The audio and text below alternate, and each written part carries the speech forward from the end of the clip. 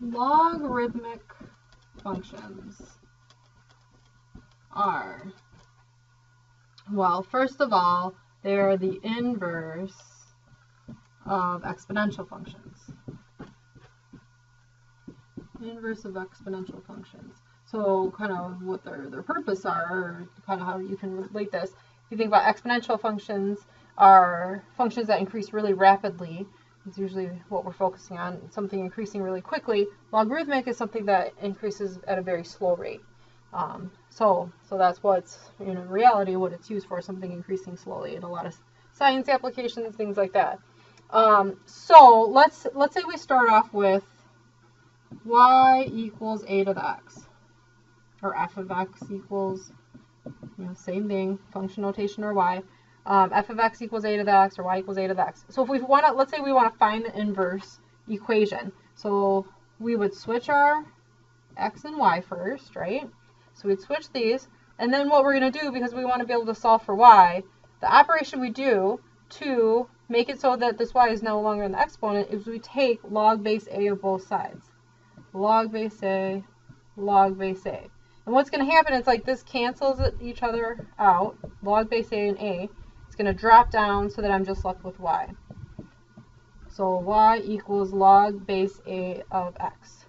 So this inverse function is log base a of x. So I'm saying that so then we kind of write this out. How we say this is log base a of x.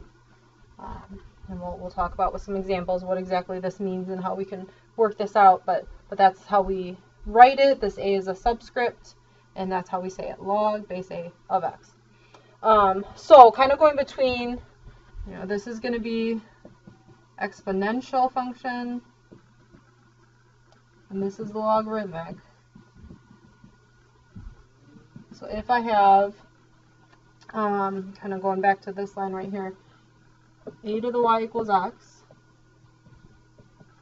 then the logarithmic equivalent to that is y equals log base a of x.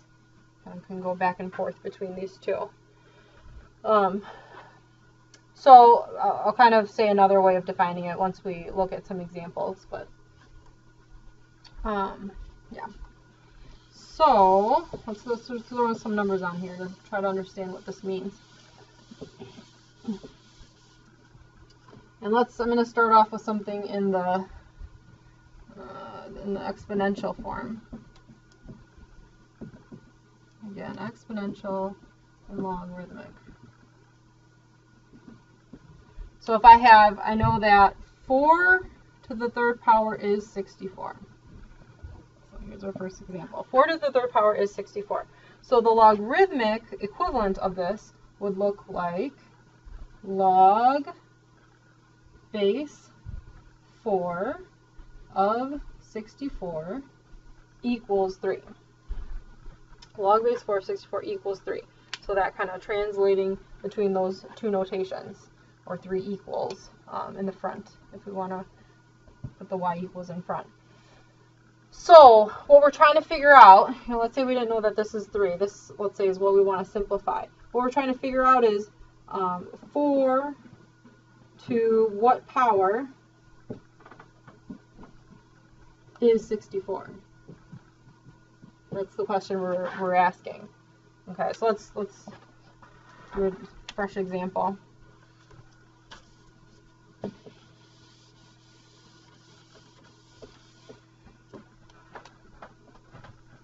Let's say log base 2 of 32. Okay, log base 2 of 32.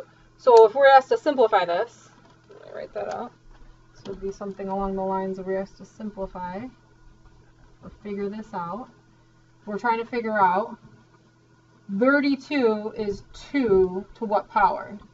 That's what we're trying to figure out right here. So 32, we can figure out that this is to the 5th power. So that means this basically is going to simplify down to just 5. So log base 2 of 32 is 5, because we're just trying to figure out 32 is 2 to what power? That's the question. Okay, let's do a couple more so we get the hang of this. How about log base 2 of 8? Log base 2. So you can kind of think of this a little quicker this time. So this is log base 2. 8 is 2 to the third power, so it would be 3. Okay, or how about log base 5 of 625? So we have to figure out 625 is 5 to what power? 5 to the 4th power. So it's going to be just 4. How about a little trickier?